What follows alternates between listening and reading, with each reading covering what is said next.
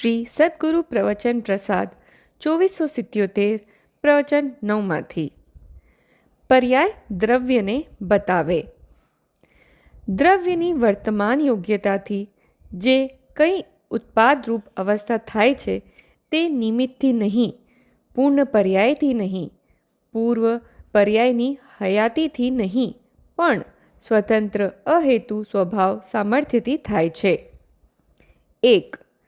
જે વર્તમાન પર્યાય થઈ તે પૂર્વ પર્યાયના અભાવથી જ થાય છે, પણ તેના સદ્ભાવથી નહીં. તે અસ્તિ નાસ્તિ અનેકાંત. 2. કોઈ નિમિત્તથી થઈ નથી, પણ સ્વથી થઈ છે. એ અસ્તિ નાસ્તિ રૂપ અનેકાંત. 3. તે ઉત્પાદ વ્યય તેના સ્વરૂપથી અભેદ છે, જુદા નથી. એ અનેકાંત. 4. એ ઉત્પાદ અંશ પોતાના ગુણ તથા દ્રવ્યને બતાવે છે, પણ બીજાને બતાવતો નથી. આવું અનેકાંત તે જીન શાસન છે ને કેવળ જ્ઞાનનું બીજ છે.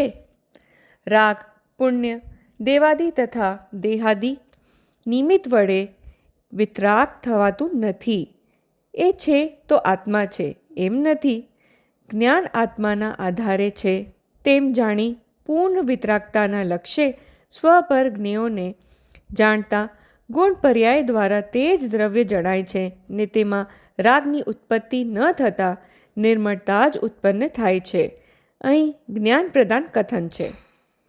અહો, સમય સમયે પર્યાય સ્વતંત્રપણે પલટે છે. સમય સમયનો નિમિત્ત નૈમિત્તિક સંબંધ તો પડાતો નથી.